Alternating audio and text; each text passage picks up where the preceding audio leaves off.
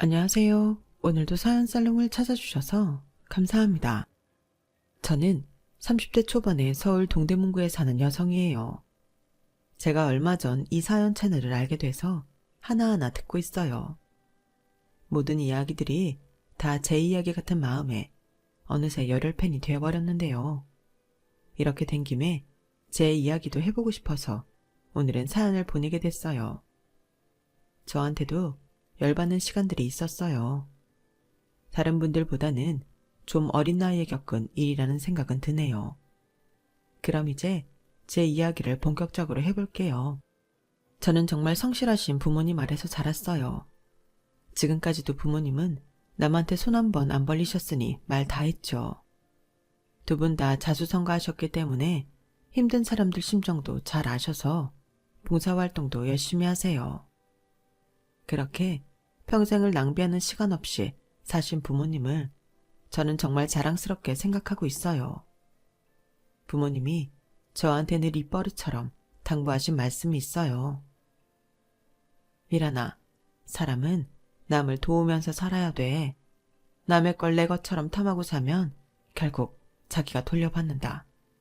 마찬가지로 내가 잘하면 그게 나한테 돌아와. 당하고 사는 건 안 되지만 남을 배려하는 마음을 가져야 돼. 그리고 자기 일에 책임을 지고 성실해야 돼. 저런 말을 부모님들이 곧잘하는 잔소리 정도로 여길 수도 있겠지만 저희 부모님은 그 말씀을 정말 실천하며 사시기 때문에 저에게는 많이 와닿았어요. 그렇게 사는 게 당연하다고 생각하면 컸고요. 하지만 남편과 시댁은 저희 집과는 아주 많이 달랐어요. 어딜 가도 말도 안 되게 자기 권리만 주장했어요. 심지어 시어머니는 핸드폰을 사서 자기가 고장을 냈고 무상 수리 기간이 지났음에도 공짜로 새 걸로 바꿔내라며 서비스 센터에서 호통을 치는 사람이었어요. 서비스 센터에서 볼 때는 진짜 진상이었을 거예요. 그 일은 제가 서비스 센터에 미안해서 시어머니한테 새 거 사주고 직원들한테 미안하다고 사과하며 마무리됐어요. 이거는 하나의 예에 불과하고 뭐든지 그랬어요. 처음에는 성격이 나랑 달라서 그러려니 했어요. 또 어디를 가든지 서비스가 뭐 딸려 나오는 거 없는지 그것부터 불을 켜고 보기 때문에 저게 재밌어서 저러나 싶은 생각도 있었죠. 한 번은 일본으로 가족여행을 간 적이 있는데 일본 문화는 준비하지 않은 서비스나 공짜는 안 주잖아요. 그런데 시어머니가 자꾸 호텔 프론트에 내려가서 별걸 다 공짜로 달라고 하는 바람에 제가 아주 진땀을 뺐어요. 말도 안 통하는데도 그쪽이 무슨 말인지 대충 아니 정말 창피하더라고요. 그런데 남편은 아무렇지도 않게 생각해서 이게 자란 환경이 달라서 그러는구나 그렇게 이해하고 넘어갔어요. 한 번은 시어머니 지인 딸이 결혼을 한다며 저희도 같이 가자고 해서 간 적이 있는데요. 식사를 뷔페로 했거든요. 그런데 남편도 그렇고 시어머니 시동생까지 접시에 잔뜩 음식을 쌓아서 테이블에 놔두고 또 다른 접시 들고 가서 음식 잔뜩 퍼왔는데 저는 먹지도 않았는데 질리는 거 있죠. 저도 그렇고 저희 가족은 뷔페에 가도 자기가 먹고 싶은 걸 적당히 갖다 먹었기 때문에 이렇게 뭐든 다 많이 퍼다 놓는 건 무슨 드라마에서나 봤지 제 눈으로 본 건 처음이었어요. 그런데 시어머니가 저를 보더니 이렇게 말하더라고요. 얘, 너는 어째 그렇게 깨작거리고 있냐? 내가 축의금 낸 게 있는데 그거 뽕은 뽑아야지. 얼른 먹고 더 갖다 먹어라. 저기 음료수도 종류별로 있어. 그것도 다 가져오고. 제가 입맛이 별로 없네요, 어머니. 그리고 이 정도면 축의금 값은 되지 않을까요? 그러자 이번에는 시동생이 한마디 하더군요. 형수, 우리가 더 많이 얻어가야지. 와서 그럼 딱 돈 낸 만큼만 먹어요. 원래 뷔페는 이러라고 만든 거예요. 내는 돈보다 더 많이 먹어라 하는 거죠. 평소에 뷔페 안 가봤어요? 뭐 뷔페를 그렇게 좋아하지는 않아서요. 그건 그럴 수 있다 치고 그래도 왔으면 본전 이상은 뽑아야죠. 형은 형수 이럴 때 안 답답해? 그냥 사는 거지 뭐. 어떻게 다 내 마음 같겠냐? 라는 남편의 말에 저는 살짝 기분이 안 좋더라고요. 이건 무슨 제가 마음에 들지 않지만 그냥 살아준다 이런 거 같잖아요. 결혼하고 몇 달 되지도 않았는데 저는 할 만큼 한다고 시댁 가족하고 같이 해외여행도 가고 시어머니가 부르는 행사는 빠지지 않고 가려고 노력했는데 그런 식으로 말했으니까요. 하긴 남편은 제 기분을 알아줄 여유가 없어 보였어요. 접시를 비우기 바쁘게 또 일어나서 음식을 잔뜩 담아오는데 평소에는 많이 먹지도 않는 사람이 이럴 때 먹으려고 일부러 덜 먹는 건가 싶을 정도였어요. 솔직히 그런 남편과 시댁 식구가 좀 창피하다는 생각도 들었어요. 결혼 전에는 이런 모습을 본 적 없어서 남편이 낯설기도 했고요. 결혼식 뷔페 일은 별거 아닌 것처럼 보일지 모르지만 저는 남편의 본 모습에 대해 다시 생각해 본 계기가 되었어요. 그러다 문득 시어머니랑 마트에 갔을 때 군만두며 피자며 고기며 종류를 가리지 않고 1+1을 집어넣으면서 홍보 직원들한테 더 달라고 때를 쓰던 모습이 떠올랐어요. 아무래도 이게 이 집안 본 모습 같다는 생각에 약간 당황스럽더라고요. 저희가 너무 억척스럽게 살지 않아서 이게 낯설게 느껴지나 하며 저 스스로를 납득시켜 보려고 애를 썼죠. 같은 대한민국에 산다고 집마다 다 문화가 같겠어? 우리랑 다르다고 틀린 건 아니잖아. 그렇게 혼자 중얼거렸는데 남편은 기어이 밤에 배탈이 나서 방바닥을 대굴대굴 굴렀고 저는 그 새벽에 편의점 돌아다니며 이것저것 약을 사느라 아주 고생을 했어요. 그러게 아무리 본전 뽑는다고 무조건 넘치게 많이 먹으면 어떡해. 적당히 했어야지. 이게 다 누구 때문인데 미란이 너 때문이잖아. 네가 많이 안 먹으니까 네가 먹을 양까지 내가 챙기느라 이렇게 된 거지. 누가 무조건 넘치게 먹었다는 거야. 남편은 제 말에 기분이 상했는지 발끈하며 자기가 탈난 걸 제 탓으로 돌리더라고요. 하도 어이가 없어서 더는 대꾸도 하지 않았는데 이게 시작이었어요.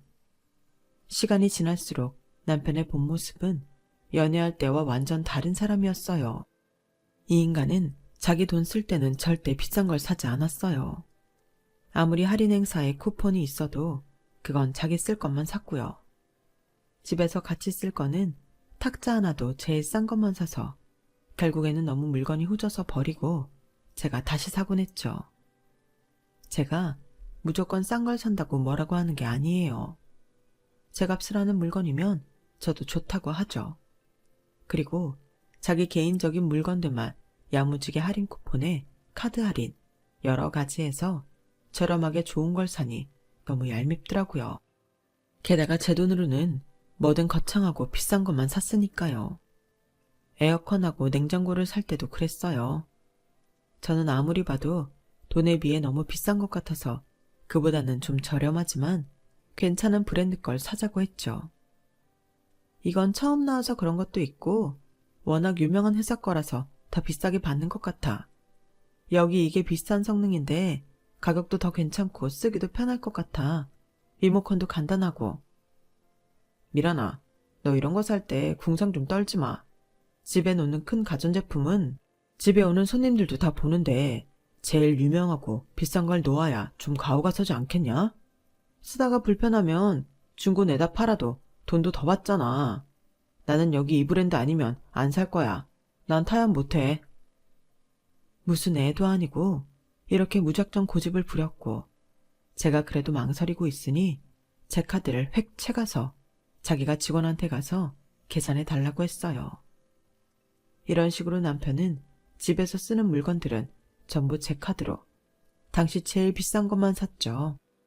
자기 돈으로 산 건 침대 옆에 놓는 스탠드나 토스터 정도였네요. 나머지는 다 자기 혼자 쓸 거였고요. 이 남자가 지 혼자 쓸 것만 괜찮은 걸 샀다고 몇 번씩 말하는 게 제가 정말 지금 생각해도 분이 안 풀리는 데가 있어서 그래요. 물론 점점 잊어버리고 있기는 하지만요. 당시에는 제가 이 남자랑 평생 살 거고 이것도 성격 차이라면 서서히 맞춰가면 된다는 어리석은 생각에 남편한테 끌려다니며 비싼 걸 전부 제 돈으로 샀어요.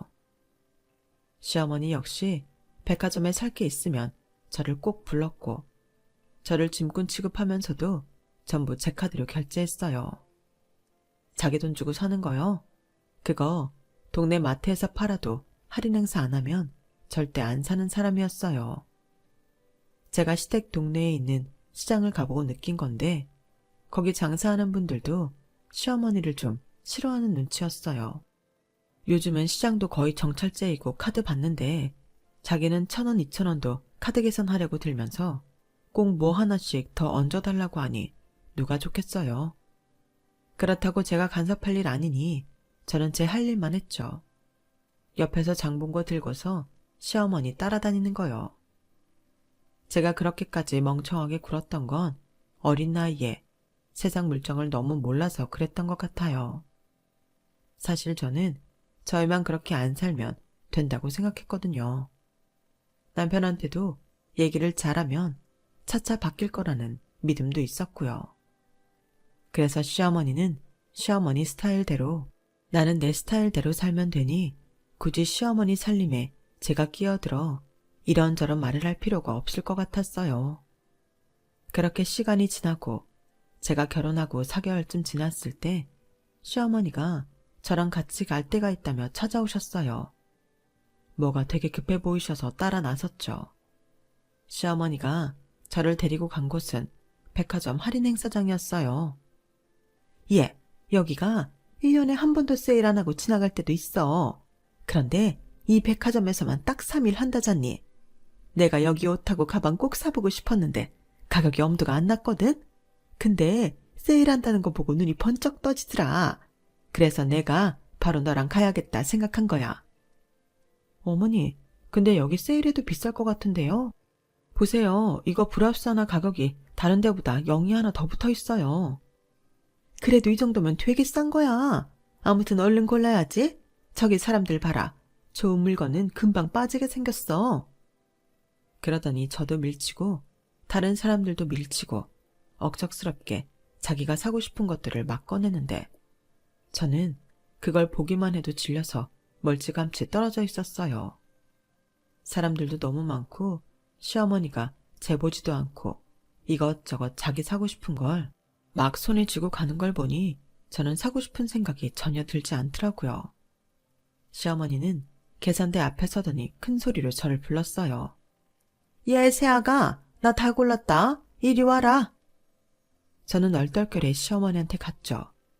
그랬더니 아주 자랑스럽게 직원한테 이렇게 말하더군요. 우리 며느리인데 얘가 다 계산할 거예요. 얘한테 말하면 돼요. 저는 직원이 말해주는 어마무시한 가격을 카드로 결제했고 시어머니는 제가 결제하는 걸 보자마자 물건은 다 저한테 떠넘기고 다른 데를 구경한다며 벌써 혼자 어디로 가버리더라고요. 명품이 세일을 한다고 얼마나 싸겠어요. 그런데 자기 원하는 대로 전부 사버리니 이거는 세일하는 의미도 없게 제 카드로 엄청난 돈이 나가겠더라고요. 저는 거기서 이거 다 내가 못 내겠다. 결제 취소하고 저랑 어머니 카드로 나눠서 하든지 하자. 그런 말도 못하고 쇼핑백들을 들고서 시어머니를 쫓아서 얼른 따라가야 했어요. 시어머니는 할인 안 하는 매장에서는 일절 사지 않고 이것저것 해보기만 하면서 저 들으라는 듯이 얘, 이거 너무 이쁘지 않니? 나한테 너무 잘 어울린다, 그치? 이 나이에 이 정도는 해줘야 되는데. 아, 이거 정말 괜찮다. 나는 언제 이런 거 사보나? 하는데 저는 그저 빨리 집에만 갔으면 좋겠더라고요. 결국 제가 그 어느 것도 사줄 것 같지 않자 시어머니는 뚱한 표정을 지으면서 이렇게 말하더군요. 다음에 저기 세일 한번 한다는데 그럼 그때 나와 봐야겠다. 근데 세일 때 내가 골라놓은 게 있으려나 모르겠다. 하면서 자기가 찜해둔 물건이 마치 자기 것이라도 되는 것처럼 입맛을 다시며 아쉽게 돌아섰어요. 그렇게 쇼핑을 다 마치고 백화점 앞에 택시가 도착하자 시어머니는 자기가 타고 물건을 싣고 나니 문을 탁 닫고 저한테 인사도 없이 그냥 가버리더라고요. 저는 진짜 너무 황당해서 말이 나오지 않았어요. 이건 어디서 덤탱이를 써도 이렇지는 않았을 거예요. 와, 이건 진짜 해도 해도 너무하네. 말은 그렇게 했지만 저는 그때까지만 해도 남편하고 잘 살아보고 싶은 마음이 더 컸기에 제 마음이나 잘 달래고 넘어가자 싶어서 백화점 안 카페에 가서 커피와 디저트를 먹으며 분을 삭히고 집으로 갔어요. 그런데 그때 일을 따지고 넘어갔어야 되는 거였어요. 남편하고 시댁이 그 후로도 저를 호구잡는 일이 계속됐거든요. 아니, 시어머니만 그러면 나이도 많고 구식이라 사고방식이 이상하다고 생각하고 넘어갈 수 있었겠죠. 그런데 남편까지도 저한테 하는 게 너무 웃긴 거예요. 자기가 계산을 해야 되면 할인 쿠폰 없으면 카페도 가려고 하지 않으면서 제가 돈 낸다고 하면 어디서 비싼 고급 카페나 레스토랑은 잘도 찾아냈거든요. 그럼에도 저는 남편을 이해해 보려고 많은 노력을 했어요. 그리고 저도 제가 계산할 때에는 할인 쿠폰 있는 데를 가겠다고 했죠. 야, 어쩌다 한 번 가는 건데 꼭 그렇게 할인 쿠폰 되는 데만 가려고 하냐? 오빠도 꼭 할인 쿠폰 있는 데만 가면서 그래. 너 지금 나한테 말대답하는 거야? 그래서 내가 잘못했다는 거야? 저는 남편이 갑자기 소리를 버럭 지르는 바람에 놀라서 대답을 못했어요. 저는 괜히 기가 죽어서 남편이 가자는 비싼 브런치 카페에 갈 수밖에 없었고요. 그날 남편은 아무 일도 없었던 것처럼 비싼 음식을 먹으며 낄낄거리고 농담을 했지만 저는 음식이 목구멍으로 잘 넘어가지도 않았고 이 사람은 대체 나를 뭘로 생각하는 걸까 하고 생각이 많아졌어요. 그러다가 제가 열받는 일이 생겼어요. 방 청소를 하다가 보니 결혼 전 남편하고 커플로 샀던 손목시계가 안 보이더라고요. 그것도 꽤나 비싼 거라서 저는 별로 사고 싶지 않았는데 남편이 너무 갖고 싶다고 졸라서 어쩔 수 없이 샀던 거였어요. 저한테 그 손목시계 세트는 나름 남편과 제가 커플로 앞으로도 쭉 이어갈 거다라는 의미를 가진 것이어서 다른 데 두었나 싶어 열심히 찾아봤죠. 하지만 아무리 집을 뒤져도 손목시계 세트가 나오질 않았어요. 제가 하루 종일 여기저기 뒤지고 다니자 저녁쯤이 돼서야 남편은 배를 긁으며 물어봤어요. 아니, 대체 뭘 찾길래 그렇게 하루 종일 뒤져? 뭐 때문에 그래? 우리 커플 손목시계 있잖아. 그거 원래 내 화장대 왼쪽 보석 케이스 위에 뒀는데 안 보여서 혹시 어디 있는지 알아? 아, 그거 중고 사이트에 올려서 팔았는데. 뭐? 뭐라고? 그걸 팔았다고? 그건 뭐 딱히 좋은 것도 아니고 그래도 브랜드 값이 있어서 그런지 꽤 돈 받았어. 내가 요새 용돈이 좀 쪼들려서 그걸로 해결했지. 그거 오빠가 사고 싶다고 하도 졸라서 내가 다른 거 쓸 거 안 쓰고 산 건데 그거 우리한테 중요한 거 아니었어? 커플된 기념으로 사고 싶다고 했던 거잖아. 근데 우리 결혼했잖아. 더 좋은 시계도 있고 이제 그거 뭐 더 필요해? 잘 하지도 않는데 너도 안 하고 다니잖아. 야, 내가 그거 돈 잘 받아서 용돈으로 잘 쓰면 그것도 좋은 거 아니야? 좀 좋게 생각해. 뭐 그런 거 갖고 징징대. 남편한테는 저희의 추억 같은 것도 안중에 없어 보였어요. 그저 그게 자기한테 돈이 되면 장땡이더라고요. 그러고 보니 남편이 연애할 때 저보고 사달라고 졸라서 샀던 것들을 이래저래 많이 없앴더라고요. 아마도 커플 시계처럼 중고시장에 내다 팔았겠죠. 시어머니는 더하면 더했지 덜하지 않았어요. 한 번은 주말에 남편하고 같이 시댁에 갔는데 처음 보는 반지를 끼고 있더라고요. 어머니, 그 반지 처음 보네요. 잘 어울리는데요. 이거 내 5만원짜리 실반지 24K라고 속여서 친구랑 바꿨잖아. 너무 잘했지? 이게 내 손가락에 있으니 이렇게 이쁘지? 아무 손이나 있으면 이뻐 보이겠니? 보석도 이게 다 주인이 있는 법이야. 그 반지 자체가 비싼 건 아니었지만 그래도 실반지를 24K라고 속여서 큐빅이 예쁘게 박힌 고급스러운 반지를 자기가 갖다니 정말 뭐라고 한마디 하고 싶은 걸 꾹 참았어요. 거기에 남편도 시어머니한테 맞장구를 치고 있었고요. 아우, 잘했네. 엄마, 저번에 미란이랑 백화점 가서 샀던 가방 있잖아. 그거 요새 팔면 돈 더 받는데. 어머, 그래? 당장 팔아야지, 그럼. 어디서 그렇게 팔아? 내가 가르쳐 줄게. 일단 내가 핸드폰으로 앱을 열고 이거 사진 찍은 걸 여기다 등록하면 돼. 제가 옆에 있는 것도 잊어버린 것처럼 남편과 시어머니는 머리를 맞대고서 가방을 비싸게 팔겠다고 난리였어요. 저는 완전 빈정상해서 그날 집에 돌아와 남편한테 따졌어요. 오빠랑 어머니는 왜 내 돈 주고 산 걸 자꾸 그렇게 팔아? 그럴 거면 왜 사달라고 한 거야? 아니, 어머니는 사달라고 한 것도 아니고 자기가 그거 너무 갖고 싶었는데 할인한다고 무조건 나 데려가서 결제하게 만들더니 그걸 판다고? 야, 일단 사줬으면 그 사람 마음 아니냐? 네가 돈 냈다고 그 후에 어떻게 하는지 그것도 간섭하려고 해? 그건 아니지.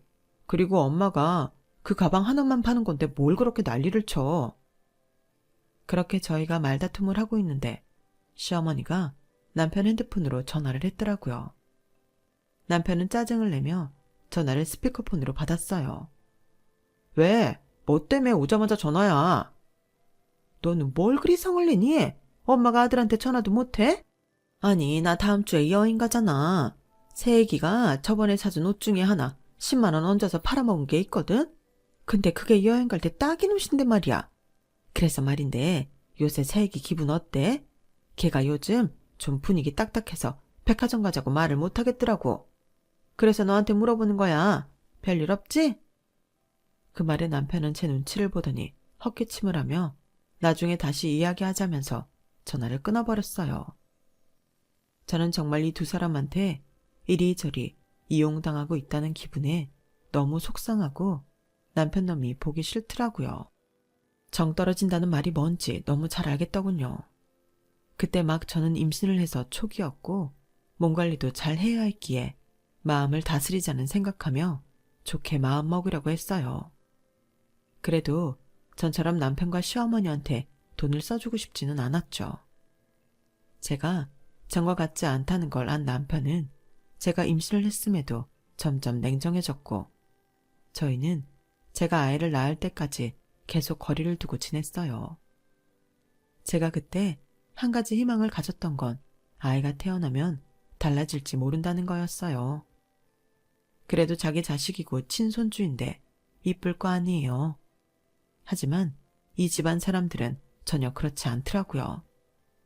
친정에서는 첫손자가 태어났다며 온갖 것을 다 해줬는데 시어머니는 세일하는 기저귀 한 박스 보낸 게 다였어요. 게다가 무슨 수입 제품이라며 큰소리 떵떵 치며 신생아 옷을 사왔다는데 저는 그런 브랜드를 본 적도 없었거든요. 게다가 옷이 너무 조잡하고 천이 별로여서 아이한테 입힐 수가 없겠더라고요. 그런데 나중에 보니 그건 중국산 짝퉁이었어요. 제가 꼭 비싼 걸 바라는 게 아니에요. 제가 속상했던 건 첫 아이 태어난 선물에 저를 속이기까지 하면서 어떻게든 싼 걸 사서 보낸 거, 그거였어요. 그리고 저렴해도 괜찮은 물건 사면 안 되나요? 꼭 무슨 브랜드를 바라는 게 아닌데 왜 짝퉁을 사주냐고요. 저는 도저히 가만히 있을 수 없어서 시어머니 왔을 때 한마디 했어요. 어머니, 첫 손주인데 어떻게 짝퉁을 땡땡 브랜드라고 속이세요? 어머니는 항상 백화점 가서 제일 비싼 것만 사시면서 제 자식한테는 어떻게 이러시는 거예요? 너 몰라서 하는 소리다. 아기라고 아무것도 모르는 줄 알지? 아니야. 키울 때 절약하고 경제관념 확실한 애로 키우려면 이렇게 저렴한 물건 사서 키워버릇해야 돼. 엄마가 애를 어떻게 키우느냐에 따라 애 인생이 바뀌는 거야. 나는 다 뜻이 있어서 그렇게 한 건데 넌 내가 무슨 잘못이라도 한 것처럼 눈에 불을 켜고 대드냐? 애 그렇게 키우는 거 아니다. 아껴 쓰는 걸 가르쳐야지. 그럼 어머니는 오빠 어떻게 키우셨길래 저래요? 비싼 건 죄다 다 제 돈으로 사고 자기 돈을 일절 안 쓰고 같이 사는 와이프인 저한테도 인색하게 구는 거. 그게 어머니 교육 방법인가요? 저는 그런 거 반대예요. 그러니까 저 이 옷 안 입힐 거고요. 어머니가 사온 할인 행사 제일 싼 제품 기저귀도 안 쓸 거예요. 저는 그런 아들 만들고 싶지 않거든요. 그리고 경제관념 철저히 해야 된다고 하셨죠? 저도 앞으로 더 경제관념 철저하게, 앞으로 어머니 용돈이나 어머니한테 쓸 건 다 오빠 돈으로 하겠습니다. 제 돈에서 나가는 거 일절 없을 거예요. 저는 우리 아들 키워야죠. 그렇게 시어머니와는 얼굴을 붉히며 이야기가 끝났고, 그 후로 시어머니는 제가 산후조리원에서 나올 때까지 한 번도 찾아오지 않았어요. 남편도 제대로 들여다보지 않아서 서러운데 정말 너무 속상했고 괜히 결혼했다는 생각만 들었어요. 그래도 아이가 태어났는데 이혼 같은 건 생각하지 못했죠. 하지만 진짜 열받는 일은 그 다음에 일어났어요. 제가 아들을 낳았을 때 이모들이 돈을 모아서 저한테 300만 원을 보내줬어요. 아이 태어나고 필요한 거 사는데 보태라고요. 그런데 제 통장을 확인했는데 딱 그 300만 원이 빠져나간 거예요. 저는 돈을 인출한 적이 없는데 어떻게 된 거지? 너무 당황스럽기만 했어요. 그러다가 제 통장과 저와 남편의 공동생활비 통장의 비번이 같다는 사실을 깨달았어요. 처음 공동생활비 통장 만들 때 제가 비번을 정했으니까요. 그걸 혹시 남편이 알고 있었던 건지 의심스러웠죠. 저는 남편이 퇴근하고 오자마자 제 통장에서 돈을 뺐는지 물어봤어요. 그랬더니 이 남자 아주 태연하게 그렇다고 하더군요. 엄마가 앞으로 민준이 봐주신대. 그러니 한 달에 300쯤 줬으면 좋겠다고 하시더라고. 그걸 나한테 한마디 상의도 없이 정해? 그리고 돈을 줄 거면 오빠 통장에서 주지. 왜 내 통장에서 뽑아? 내 통장 비번을 왜 눌러보냐고? 제가 소리를 지르자 남편은 어이없다는 듯 눈을 부릅떴어요. 아이 깜짝이야. 나 귀 안 먹었어. 왜 소리를 지르고 그래? 야, 나 돈 없어. 그리고 애 키우는 건 엄마가 해야 되는 거잖아. 그걸 우리 엄마가 도와주신다고 하니 당연히 네 돈으로 해야지. 너 진짜 그렇게 나올 거야? 어? 막 나가자는 거야? 뭐? 뭐? 막 나가는 건 미란이 너잖아. 어디다 대고 너야? 저는 그날 너무 화가 나서 잠이 오질 않았어요. 남편은 아이가 온다며 방에도 안 들어오고 거실에서 잤고요. 이대로는 더 이상 답이 없다고 생각한 저는 남편이 출근하자마자 트럭을 불러서 제 카드로 결제한 비싼 가전제품이며 가구들을 전부 빼서 친정으로 보냈어요. 그리고 저는 택시를 불러 아이를 데리고 친정으로 갔고요. 이게 다 무슨 일인가 놀라서 저와 아이를 보던 친정 부모님은 제가 그동안 있었던 이야기를 하나하나 털어놓자 화가 나서 어쩔 줄 몰라 하셨어요. 그리고 그날 저녁 남편이 전화를 했더라고요. 야, 집이 이게 어떻게 된 거야? 왜 이렇게 휑해? 아무것도 없잖아. 너 지금 어디야? 어디 있냐고? 남편의 고함이 핸드폰 밖으로 들렸는지 뒤에 있던 아빠가 제 핸드폰을 뺏어서 남편한테 한마디 했어요. 자네는 자네 아들 낳은 아내한테 그렇게 소리를 지르는 게 맞아? 이제 조리원 나와서 겨우 몸푼 애한테 할 짓이야. 그리고 우리 딸한테 들어온 300만 원 찾아서 자네 어머니 줬다며 미란이한테 물어보지도 않고 말이야. 나 그동안 자네랑 자네 어머니가 미란이한테 어떻게 했는지 다 들었어. 나는 적어도 집에서 쓰는 가전제품하고 가구들은 둘이서 반반 나눠서 낸 줄 알았어. 근데 미란이가 다 했더군. 온갖 비싼 물건은 죄다 미란이 카드로 쓰고 미란이는 그거 갚느라 자기는 돈 한 번 못 써보고 말이야. 이보게, 나는 그런 사회 필요 없네. 내 딸이 어디 모자란 것도 아닌데 내 딸을 호구 취급하는 그런 집안에 왜 둬야 하나? 자기 마누라 하나 못 챙기고 지 엄마하고 똑같이 논 놈을 뭘 믿고 내 딸을 맡겨? 다 필요 없네. 자네 갖고 단단히 하고 있어. 아빠의 추상 같은 호령에 남편은 아무 대답도 못하고 전화를 끊는 것 같았어요. 그리고 얼마 안 있어 엄마한테 시어머니가 전화를 했더라고요. 엄마는 아예 우리 다 들으라고 스피커폰으로 돌려놓고 시어머니 전화를 받으셨어요. 사돈이 이번에 무슨 오해를 하신 것 같은데요. 제가 300만 원 받은 건 그냥 받은 거 아니고 애 돌봐줄 값이에요. 그리고 미란이한테서 무슨 말을 어떻게 들으셨는지 모르겠지만 이러시는 거 아닙니다. 그래서 제가 한마디 했어요. 어머니, 저희 민준이 명품 옷이라며 중국산 짝퉁 사다 주셨죠. 그러면서 뭐라고 하셨어요? 애들 때부터 경제관념을 잘 심어줘야 된다고 하셨죠. 제가 볼 때는요, 자기 마누라 통장에서 마음대로 돈 빼서 지 엄마 주는 그런 경제관념은요, 남의 뒤통수 치는 관념이에요. 그리고 언제 저한테 아예 봐준다고 하셨어요? 그런 말 안 했잖아요. 제가 어머니 아는데요. 그 돈으로 쇼핑이나 하시겠죠. 그리고 친구들 속여서 비싸게 팔아먹고요. 안 봐도 다 보이네요. 저 그런 경제관념 가진 집안에서 우리 아들 키우고 싶지 않아요. 제 아이 미래 망치기 싫다고요. 아니, 난 분명 사돈한테 전화를 했는데 왜 네가 대답하냐? 아무튼 그래서 네가 지금 이혼이라도 하겠다는 거야? 그러자 이번에는 엄마가 화를 내며 말씀하셨어요. 되게 호랑말코 같은 아들놈하고 우리 딸 더는 같이 못 둬. 내가 이혼시키고 말 거야. 이 못된 여편네야. 엄마의 말에 시어머니는 당황해서 우물쭈물 하더라고요. 그리고 잠시 후 남편이 집 앞에 찾아왔어요. 엄마 아빠는 저한테 나가지 말라고 하고 두 분이 나가셨어요. 그러자 남편은 놀라서 머뭇대더니 바로 그 자리에 무릎을 꿇더라고요. 장인어른 장모님, 제가 잘못했습니다. 이게 다 제가 부족한 탓이에요. 그래도 이혼은 아니죠. 앞으로 잘할 테니 지켜봐 주세요. 저희 결혼한 지 2년도 안 됐는데 이혼은 아닌 것 같아요. 그 사람 지금 아이 낳고 호르몬 때문에 감정 조절 안 돼서 그런 거니 제가 잘 타일러서 같이 잘 살겠습니다. 그러자 엄마가 안으로 저벅저벅 들어오더니 소금 한 바가지를 들고 나가 남편 머리에 확 퍼부었어요. 정신 차려 이놈아. 우리 미란이가 감정 조절이 안 돼서 그래? 너 같은 놈을 두고 적반하장이라고 하는 거야. 그동안 내 딸 저런 인간들 때문에 속 썩었을 생각하면 속 터져. 너 우리 집안 정신적으로 피해 입힌 것까지 싹 다 갚을 준비나 하고 있어. 아니, 이렇게 저한테 화내실 일이 아니에요. 오해하신 게 있어요. 저는 더 참지 못하고 밖으로 나갔어요. 이미 맞은편에 사는 사람들과 아래 위층에서 다 나와서 저 애를 지켜보고 있었어요.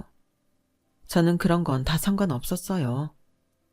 야, 네가 내 카드 아니면 비싼 가전제품은 하나도 안 사고 고작 침대 스탠드나 사놓고 생색내고 결혼 전 커플 시계 사달라고 지가 졸랐던 것까지 나한테 말 안 하고 팔아서 지 용돈 쓰고 네 엄마는 나 백화점에 무작정 끌고 가서 명품 브랜드 할인한다고 싹쓸이 하다시피 산 다음 친구들한테 웃돈 얹어서 팔고 그래놓고 자기 손자 태어나는데 경제관념 길러야 한다고 제일 싼 기저귀에 짝퉁 옷 사다 준 게 어디가 오해냐?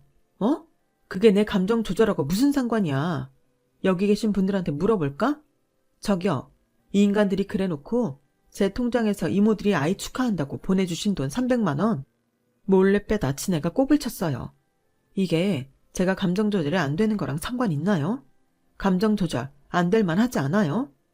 야, 이 쫌팽이 같은 새끼야. 너는 네 돈만 절대 안 쓰는 절대적 절약하면서 누구한테 덤탱이를 씌워. 너 진짜 오늘 나한테 죽어볼래? 제가 정말 마대자루라도 들고 한 대 때릴 기세를 보이자 남편은 사람들을 해치고 비상계단으로 뛰어내려가 도망을 쳐버렸어요. 그날 이후 저는 지방의 경치 좋은 데에 사시는 이모 댁으로 가서 아들과 함께 잠시 쉬기로 했어요. 그 사이 아빠와 엄마는 변호사를 선임하고 저 대신에 이혼 소송을 준비하셨고요. 저희 부모님이 봉사다니고 좋은 일 많이 한다니 남편과 시어머니는 무슨 순둥이라고만 생각했는지 마음대로 하라며 큰 소리 쳤다는데 이혼 서류에 저한테 돈 쓰게 했던 증거자료며 주변 사람들 증언까지 싹 다 준비해갔더니 손을 달달 떨며 우리 이제 어떻게 해야 되냐고 울상을 지었다더군요. 하지만 이미 때는 늦었고 남편은 꼼짝없이 이혼 소송을 해야 했죠. 저희가 살던 집은 엄마가 대신 부동산에 가서 내놓았어요. 엄마는 주말에 제가 있는 이모네 내려와서 이렇게 말했어요. 이모랑 미리 말한 건데 너 좀 진정될 때까지 여기 있는 게 좋겠다. 너 서울에 있으면 저 인간들이 또 너 찾아오고 괴롭힐 것 같아. 집은 아빠랑 내가 알아서 처분할 테니까 신경 쓰지 마라. 아니, 어떻게 저렇게 자기 마누라를 우습게 하는 인간이 있지? 최서방 그렇게 안 봤는데 내가 정말 사람을 잘못 봤다. 이게 뭐 엄마 책임이야, 내 책임이지. 내가 사람을 잘못 본 거지. 그래도 인생 더 산 내가 잘 알아보고 너를 말렸어야 되는 건데. 그런 말 하지 마, 엄마. 나 우리 민준이 정말 잘 키울 거야. 저런 인간들처럼 살지 않게 바르게 키울 거야. 그렇게 저는 단단히 다짐했고 엄마도 힘 닿는 만큼 도와주시겠다고 하셨어요. 저는 그때 친정 부모님과 가족들이 얼마나 큰 힘이 되는지 절실하게 느꼈죠. 결혼해서 친정 식구가 얼마 없으면 그건 그거대로 참 쓸쓸하겠다고 절감했고, 그래서 식구가 적거나 부모님 돌아가신 친구들한테 마음에서 깊이 연민을 느끼게 됐어요. 그렇게 제가 이모네에서 아들과 있는 동안 부모님은 집을 팔고 부모님 집과 가까운 데에 저희가 살 만한 작은 아파트를 마련해 주셨어요. 저와 아들은 이혼 소송이 끝날 무렵에야 서울로 왔고요. 남편은 어떻게든 위자료를 안 내려고 저를 유책 배우자로 만들려고 갖은 노력을 했지만 뜻대로 되지 않았어요. 제가 책 잡힐 일을 한 게 없는데 없는 이야기를 만들어낸다고 그게 통할 리 있겠어요? 그 인간은 마지막에 마지막까지 정말 비열한 모습만 보여주다가 소송에서 지고 저희 집에 정신적 피해 보상까지 해주게 됐어요. 남편 변호를 맡았던 변호사도 자기한테 거짓말했다고 화를 내며 소송하겠다고 했고, 그 바람에 남편은 2중 3중으로 돈이 깨지게 됐죠. 그런데도 마지막까지 아주 자기 잘난 척만 하더라고요. 야, 아무리 이혼해도 민준이 아빠는 나야. 너 민준이 똑바로 키워. 안 그러면 나 진짜 가만 안 있을 거야. 이보세요, 최민준 씨. 진짜 영화의 유명한 대사 한마디를 안 할 수가 없네. 너나 잘하세요. 네? 네가 민준이를 보러 와? 절대 안 될 말이지. 너란 인간이 어떤 구실로 또 돈 뜯어내려고 애한테 상처 줄지 너무 보이는데 내가 가만히 있을 것 같아? 우리 엄마 아빠 이모들은 가만히 있겠니? 너도 머리가 있으면 생각이라는 걸 좀 해라. 야, 너 내가 머리 나쁘다고 지금 욕하는 거야? 이혼했다고 그렇게 막말해도 되는 거야? 너는 같이 살 때도 나한테 막대했는데 이런 말 하는 게 뭐 어때서? 그리고 너 머리 나쁜 건 아나 보다. 진짜 끔찍하다. 그러니까 다시는 보지 말자. 알았냐? 그렇게 헤어진 게 벌써 4년째네요. 그 이후로 저는 남편과 한 번도 마주친 적이 없어요. 남편 놈은 우리 집 근처에 찾아오고 싶어도 부모님이 무서워서 못 그럴 거예요. 저희 아파트 바로 건너편 단지에 부모님이 사시거든요. 아이는 부모님과 이모들, 또 다른 친척들 사랑 받으며 예쁘게 잘 크고 있어요. 저는 비교적 젊은 나이에 큰일을 겪고 싱글맘으로 아이를 키우고 있지만 뭐 그래도 괜찮아요. 아이도 있고 부모님 건강하시고 제 앞에 있는 좋은 것만 생각하기로 했거든요. 이러다가 좋은 인연 있으면 만나면 되죠. 언젠가는 그럴 날이 오겠죠. 그때까지 저 많이 응원해주세요. 그럼 제 긴 이야기 들어주신 모든 분들 건강하세요. 감사합니다. 여러분, 사연 댓글에 응원과 현명한 조언 부탁드려요. 좋아요와 구독은 저에게 큰 힘이 됩니다. 오늘도 좋은 일 가득하세요.